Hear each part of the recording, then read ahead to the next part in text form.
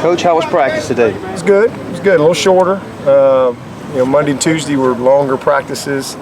Yesterday was a day of meetings. Just a lot of teaching. Kind of took them off the field for a day, and then back at it today, but a little bit shorter than it was Tuesday. Mostly separate, team separate work, mixed in with some special teams. And tomorrow's a big day. Tomorrow will be our situational, kind of dress rehearsal, if you will, just to really challenge ourselves as coaches, but also challenge our guys to make sure that they're ready to respond. And then we got a lot of new guys. They don't even know how to go through our pre-game routine, so we'll do everything tomorrow from how we transition from the locker room to pre-game routine, first group out, who is that, second group, third group, just how we do flex, and then individual after flex, all the way till we leave the field. And then we'll have a lot of things scripted throughout the game.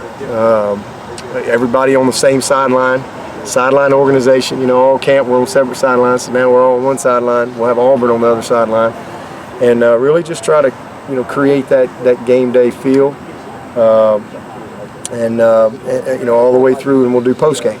How we do things at Clemson, how we gather at the Paul. So just really just kind of dotting some I's and crossing the T's tomorrow. And then Saturday be another day for us, and Sunday they'll be off, and then Monday's game week. Just talking to Mylan, is there any separation as far as the backup tight ends go? Is there a clear-cut number 2 guy, or is it just situational? I think it's situational. I think it's all those guys have really performed pretty well. I think Mylan has kind of ended up, with the most momentum coming out of that last scrimmage. I thought he had a great day. But, man, Garrett Williams, he had a great day today. And they all can do, what we need them to do to win. And so you'll see all those guys. Cannon has done a nice job working his way back, getting healthy and strong again with his shoulder.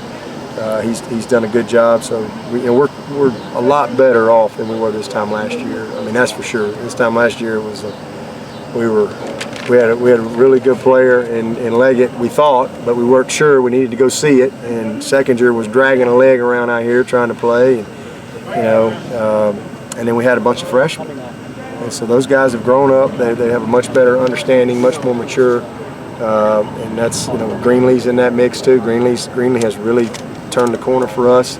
Radakovich is not our typical Jordan Leggett type of tight end, but he's a niche guy. He's a short yardage goal line type of a guy, and really is a solid player. He's played 4 years at Mercer, been a starter. He understands ball, and he's going to help us play some special teams as well. So it's a really good group with depth and guys that know what they're doing. The dog days of summer here, typical Clemson football practice weather. Conditioning-wise, is this what you want to see for you guys every day? Is this kind of weather? Yeah, we've practiced in it. Heck, there's been I don't know, we're going on 4 weeks now. We've been in camp. This is I hate this time of year. This little time right here where it's like, can we just put the throttle down and let's get the plane off the ground here? Because once you get to that first game, then it's just every week is just you just go so fast, and it's very structured. It's not normal to have this much time, to get ready for a game. So you have to be smart. You have to balance that. And there's just the anticipation. But once you get in the season, it just flies. It seems like it flies by because you have so much to do to get ready each and every week for that next opponent. Our guys are well conditioned. They've been in it all summer, and they'll be ready to play. Coach Venables seemed pretty comfortable the other day with all the guys you're going to be rotating at the defensive end opposite Cleveland. How's Jabril been doing on the outside? Good. That's a good, healthy move for us for this season. I think Jabril will end up back inside, at some point. But he's done a good job. It's a good move for us. It's really paid good dividends in fall camp, and he's picked it up well. He's a smart player, and he's a physical guy. So I like what he brings to the table. It's allowed us to get our best people on the field where we need them, and we've created the type of depth that we needed. And obviously with what we did with Christian in the spring, that certainly has helped us because we weren't starting from scratch in fall camp. So his ability, for this game and anytime we need him to be able to just play inside or out, that's a big time bonus for us. He's significantly faster than he was last season. Oh, absolutely. Not only is he in better shape, stronger, and faster, he's smarter. Because he's played. And with that comes you play faster because you see things quicker, process things faster. The game's a little slower.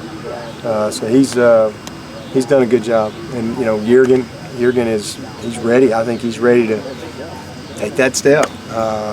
Register the same thing. I think Register's ready to really take a big step forward for us this year. I really am excited about him, and he's been very consistent all camp. Health-wise, everybody's still on the mend. Yep. Just Austin is the main one that's that's out right now, and so hopefully he'll heal quickly. But it's just one of those things. You just assess him each week, and we'll look up a couple weeks from now, and hopefully he'll be ready to come back here in a few more weeks. But whenever he's ready, he's ready.